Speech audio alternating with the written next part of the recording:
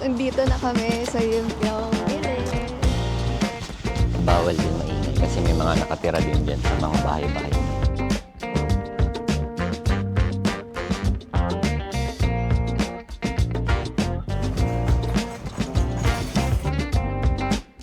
Order na pagka-order namin nito, mga 1 minute lang, sinerve agad.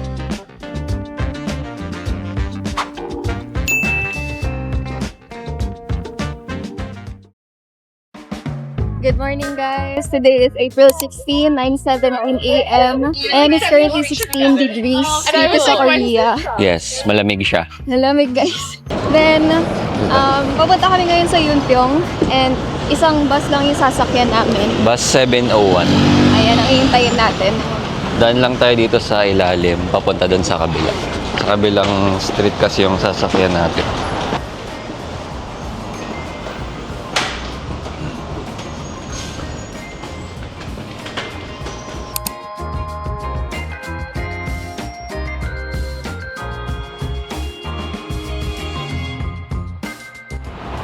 지구시로 도착했으면 제대입니다. 152m 좌측으로 제주시죠.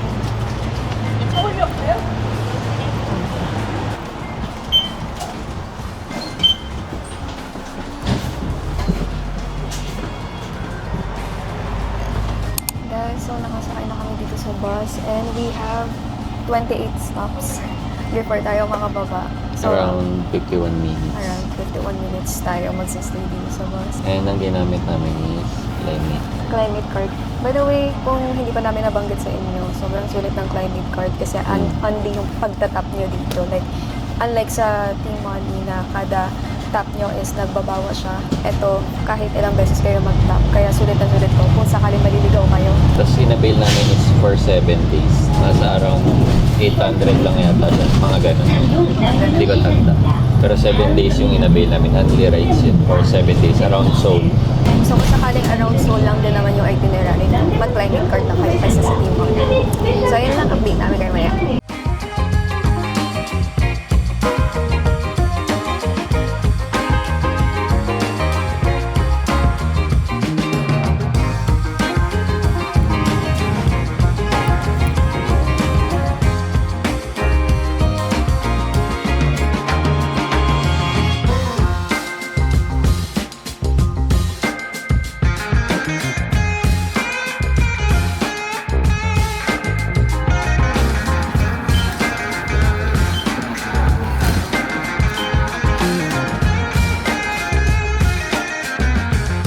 Guys, andito na kami sa Yumpiang Village.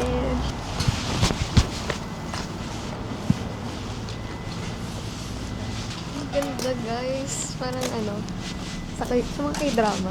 Mga traditional houses. So, residential area pala siya. Kaya bawal din maingay kasi may mga nakatira din dyan sa mga bahay-bahay na yun. Ayan. Kaya dapat quiet lang tayo, guys. Ano kaya nila na-preserve yan? Yeah,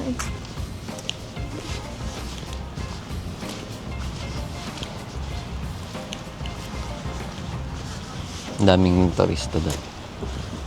turista din. Kasi you can see, guys, may mga din. May mga kotse-kotse dito kasi residential talaga siya. Kasi may mga ganun, no? Hanap tayo ng spot. Tapos guys, picture muna kami.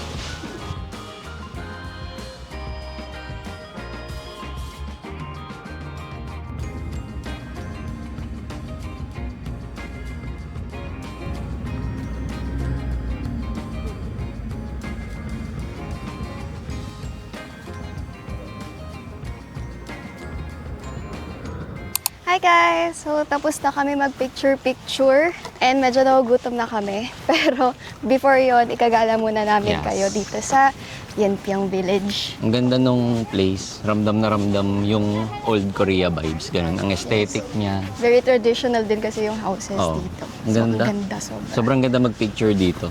Parang inabot din kami 1 hour. Mga 1 hour din kami nag-picture. Then, pwede kayo mag-rent ng hanbok. May mga nakita kami naka-hanbok Yes. dito. Kami kasi naka-leather, Oo. tangali. Medyo ganito yung vibe pa namin. So ito yung place pakita namin. Itong ganda. Pero may mga nakatira dyan, ha. Ang galing nga, eh. Yes. As you can see guys, may mga kotse dito. So, ano talaga, tirahan talaga siya. May mga nakita din kami actually na guest house na nakalagay. So, ayun, maraming pwedeng rentan din na place dito guys. If ever you want to stay dito sa Yunpyong. May bundok na part dito sa likod ng village. So, mahahagip nyo rin yan sa mga photos nyo. And eto, actually medyo malawak din yung lugar eh. Malawak din siya. Marami talaga kayong spot na mapagpipicturan. Mamimili na lang kayo siguro ng bahay kung anong trip nyo. So dumating kami kasi dito around 10 a.m., 10, 11 a.m., mga ganon. Tingin ko mas maganda pa kung pupunta kayo ng 7 to 8 a.m. kasi yung sunrise. Oo. Ayun nga lang, 10 a.m. talaga ang pinakabukas. Hindi, ng cafe. Ah, cafe. Pero 24 hours naman bukas tong village kasi nga parang subdivision din siya. Kung kaya nyo agahan nyo. Then, 10 a.m. naman yung bukas ng cafe. So, sakto lang if ever na gusto nyo mag-snacks or mag-cafe after. Siguro magka-cafe na kami doon sa sikat din na cafe dito. Ayan, pakita mo yung aso. Okay. Tada! Diba? May pagganyan pa sila, guys. Yung parcel walang kumukuha, oh. Kanila yan.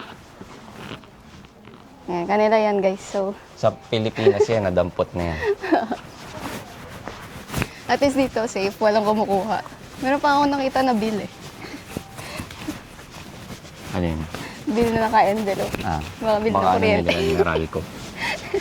Meralco, Imnida. Ito parang restaurant siya yata eh. Oh, mukha mo siyang resto. Oh, diba? Ganda. Punta rin kayo dito. Bus 701 yung sasakyan, papunta dito. Isang sakay lang naman. Kung sa yung doon kayo nakastay, neighbor nyo lang, Yunpyong Hanok Village. Then, ayun na, sakay lang kayo ng bus 701 hanggang dito. Hi guys! So, andito na kami ngayon sa cafe sa 1Il1 dyan. It means one person, one cup. So, eto yung mga pinag-order namin guys. Eto, passion fruit, carrot cake, and matcha. Ayan. Nasa 800 plus. Nasa 800 plus daw yung total neto guys. Siya kasi yung order. So, eto nga pala yung pwesto namin guys. So, nakaupo kami ngayon sa sahig. Yan, sa floor kami nakapwesto. Meron namang other area na other seats na naka-couch, just like this. Ayan. Okay din to sa first.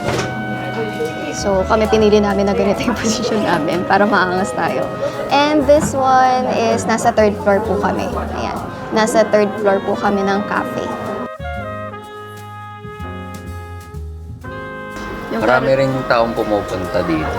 Pero ano, may mga available pa na seats. Hindi siya yung punong-puno. Pero tuloy-tuloy yung tao.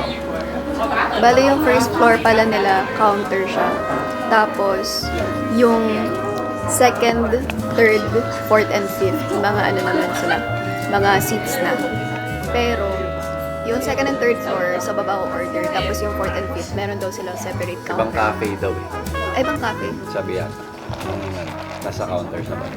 Ah. Ibang cafe daw. Doon daw umorder. Pero ito yung pinaka-famous na spot na. Itong third floor. Third floor, guys. Yung carrot cake nila, masarap naman. Parang sulit na rin siya sa presyo. Na 800 plus. Considering na nasa ibang bansa ka. Kasi yung drinks nila masarap din talaga. Ang refreshing nung ano, pomegranate pa yun. Ay, Passion fruit. passion fruit. Ayan, ang refreshing, guys. Itong ano, matcha, ma-milk siya. May milk siya, yun yung pansin ko. Lasa mo naman yung matcha ng konti, pero mas milky side siya, no? Okay tayo. Natatanggal siya.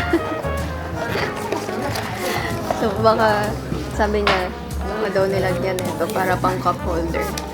Para hindi mag-moist. Yan. Ka-design na rin. Kasi walang design yung cup nila. Plain lang. Ang roll lang. So may ganun. 1 in, 1 dyan. 1 person, 1 cup.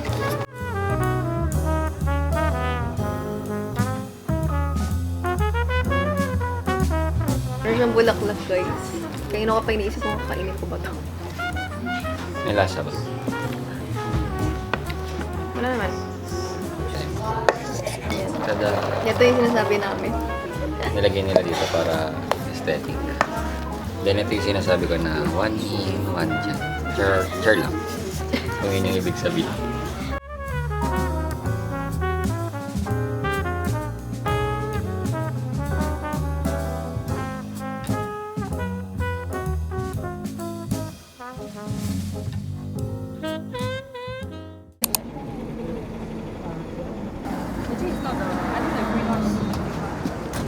Nandito na kami sa bus 7211 papunta sa Starfield. Starfield. Pero dalawang sakay pa pagkatapos dito. Transfer pa siya. Kakababa lang namin dito sa station sa may Yonso Market. And pa-transfer na sana kami pero meron kaming biglang nakita. So makikita nyo, meron store dito yung isa sa mga contestants sa Culinary Class Wars 2. Tokboki Master.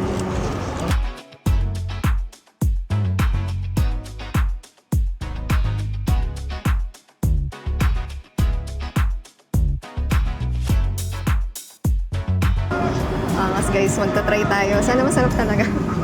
So guys, ito na yung food namin.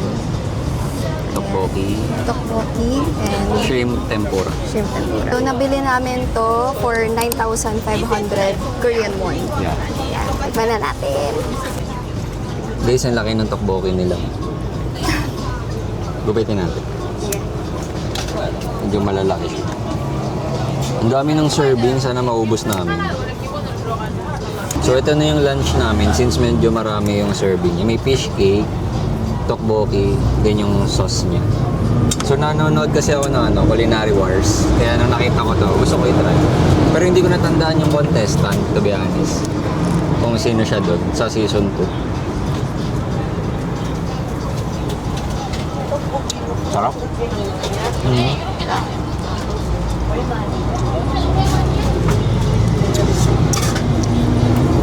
Medyo maanghang lang. Ewan ko kung kaya mo. Kaya may anghang. Para medyo matapang, no? Sarap. Ang dami lang. Ewan ko kung pwede namin i-take out to.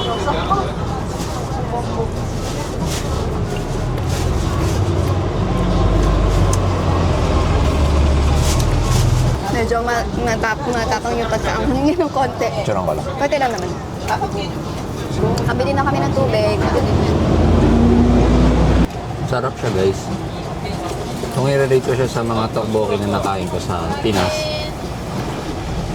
10/10 siguro sa akin. Hindi dahil sa culinary work, siya, masarap talaga. Tsaka lalaki ng tteokbokki. Na-enjoy akong gupit-gupitin siya, guys. Nagupit-gupitin siya ako, ang lambot. Yung lambot. Hindi naman siya mainit, pero hinihipan ko. Ano ba naman yan? Ang anghang kasi. Kakatapos na namin kumain. Ang anghang pala. Hindi namin naubos. Hindi naubos. Isang malaking tteokbokki. Tapos, eto, may nakita kami. Market na pala talaga to.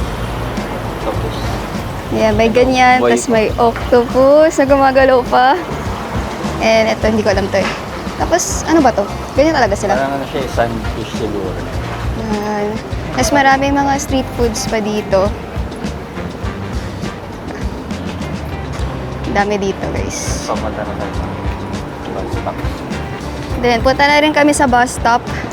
Nag-quick na lang kami, kain. Guys, so dito kami ngayon sa subway. Magta-transfer kami sa Line 3. Ayan, Line 3 yung sasakyan namin. So, loob pa po ng mall yung Starfield Library. And, eto na siya.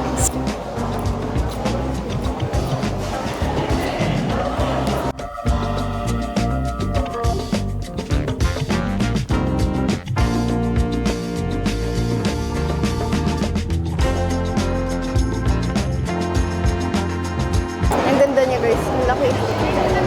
Pero, yun lang siguro yung magiging struggle niya if ever. Crowd talaga.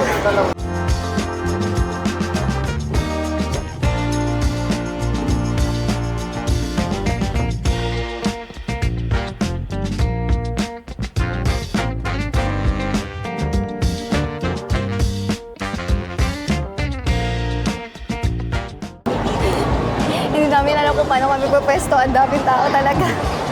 Dapat siguro maaga kayo pumunta dito. Inuna kasi namin yung Yuntyong. Wala talaga sa plano namin to ngayong araw. Biglaan lang din siya, guys. Kasi parang wala na kaming mapuntahan after na yun yung Hanok Village. So, ito kami. Tara, picture mo na tayo. May picture muna kami, guys.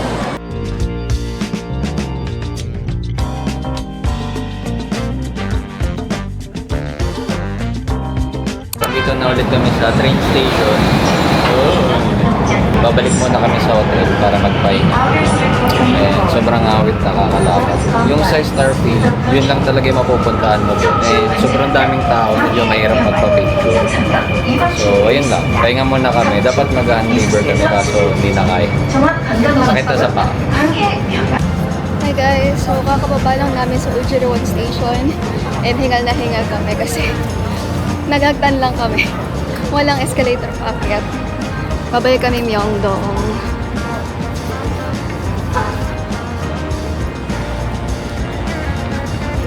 So, ang plan namin ngayon ay mag-rest muna. Then, magdi-dinner tayo mamaya. Tapos, kung sakaling kaya pa, pupunta tayo dun sa stream. Hi guys! So, kakagising lang din namin. Nag-rest muna kami sa hotel and 7:32 p.m. na. So, it's time na para mag-dinner. Ang pupuntahan namin ngayon or yung kakainan namin is Myeongdong Gyoza. So, eto guys, meron din siyang nakuhang award, Michelin Bib Gourmand. So, isa to sa mga very recognized na good food talaga. So, we'll try it. Palabas na kami ng hotel and etong Myeongdong Gyoza na to, syempre, meron siyang branch dito sa Myeongdong. And buti na lang is walkable lang siya. 77 meters. Yan, 177 meters lang siya sa pinag-i-stayan namin. So, Halos mabilis. isang straight lang.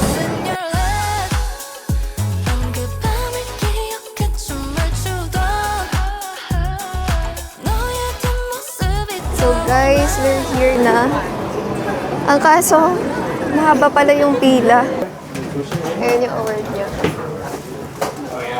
So, nakapila na kami dito sa Myeongdong Gyoza and ito yung mga Michelin awards nila. Ayan lang. Sobrang lang. Medyo pila na siya. Ayan. Pero mabilis lang naman yung pila kasi nakailang steps agad kami pataas. Ito rin. Michelin. So, ayan guys. Pagka-order namin nito, mga 1 minute lang, sinerve agad. Then, pay as you order pala siya. So, yung binayaran namin is 37,000 Korean won. So, nasa around 1.5 siya sa peso. Pero malaki naman yung noodles. Ang laki ng serving guys. So, Ewan ko kung kaya namin ubusin to ng tig-isa kami tapos may ganito pa. medyo gutom naman kami, pero ewan lang kung kaya Sana kayanin natin and sana masarap talaga. Pero ayun guys, 10 years siyang consistent. 10 consecutive years siyang may Michelin Bib Bib Gourmand na award. Ayun na. That's it. 알았던 줄 알았어 그땐 말하지 않았지 그럴 분위기 Sa akin din guys, 10 out of 10 din yung mando. Tapos yung noodles, 9 out of 10 sa akin. Yung noodles, mga ganun din sa akin. Mga 9.5 out of 10. Gusto ko yung texture, pero siguro medyo may hinahanap lang ang konting lasa pa sa kanya. Lahat. Kailangan timplahan, no? Pero ayun guys, gets na namin kung bakit siya 10 years na na Michelin Bib. Masarap talaga. Good siya, guys. Tsaka sobrang bilis ng pila. Like, hindi mo kailangan magantay ng super tagal kasi akala namin, ang tagal namin maghihintay mga around 30 minutes, ganyan. Pero parang 5 minutes lang naka-table na agad kami. Tapos yung pagkain, Parang wala pa nga 5 minutes eh. Siguro sa pila mga 3 minutes, no? mga 3 minutes. Tapos pagka-order mo, serve agad. Nakaano na sila, prepare na. Expected na nila yung dami ng tao. Kaya ganun. Deserve. Kasi parang sa ibang Michelin, parang i-expect mo matagal kasi syempre, Oo. daming tao. Ayan. Pero ito, ang bilis lang talaga. Hindi kami prepared, biglang dumating ang pagkain. Kaya hindi na namin na-videoan, biglaan lang talaga. Pakate. Tsaka yung noodles nila, no? Malambot siya pero heavy. Kumbaga mabubusog ka talaga. Kung hindi kayo malakas kumain, pwedeng mag-share na lang kayo sa isang noodles. Tapos itong mando, marami rin. Ilang pieces to? Hindi ko na nabilang Hindi ko nabilang. Nakadalawa na ako. Parang isa pa lang ako. Isa pa lang ako. 10 pieces naman yung mando. So, sulit to, guys. So, kakagaling lang namin dun sa Myeongdong Gyoza. And yung final rating namin ay 9.5 out of 10. 9.5 out of 10. Yeah. Masarap siya actually, sobrang nakakabusog. Ang dami ng serving, sulit yung actually hindi naman kami naghintay ng sobrang Alas 3 tagal. minutes lang eh. Oo, so sa queuing pa lang guys, na-impress na kami. Doon pa sa lasa nung mandu, sobrang solid nun. Kasi yung mandu guys, para siyang Xiaolongbao xiaolongbao. ng Din Tai Fung. Pero siksik siya sa meat. Yes. Hindi siya yung parang sa Din Tai Fung na masos. Ay, masabaw, ganun. Sa price, medyo mahal siya sa 1.5. Pero kasi consider na nasa ibang bansa kaya Michelin bib siya. Pwede na. And ngayon, papunta kami ngayon sa Cheonggyecheon Stream. Ewan namin kung may ilaw-ilaw pa doon. Pero walking-walking lang ha, kasi busog pa.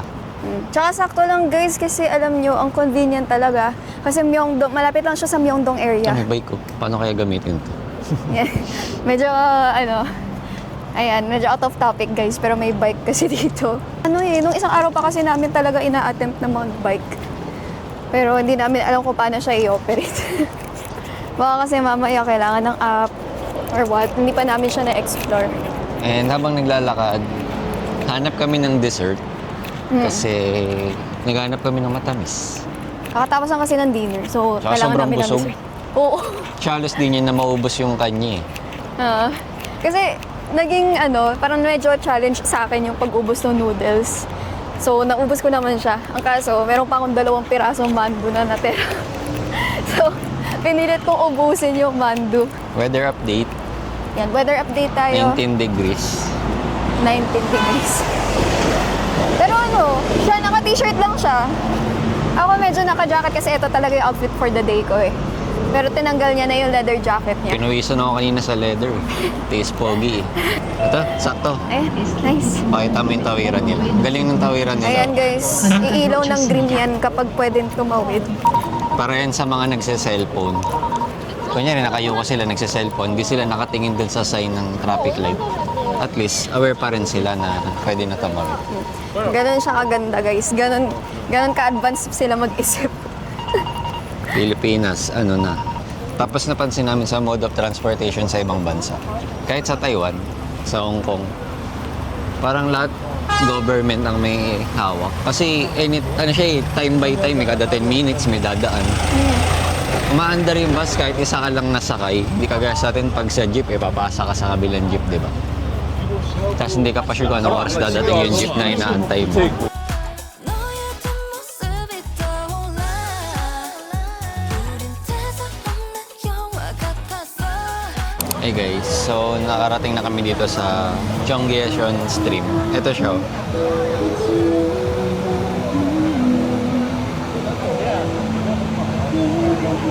Tapos saktong-sakto may kumakanta dito. Buhay na buhay pala dito sa area na to paggabi kasi ang daming inuman. Ayan o, puro bar yan. And ito yung mismong stream sa tapat namin. As you can see guys, may mga nakita di kami nagpipiknik.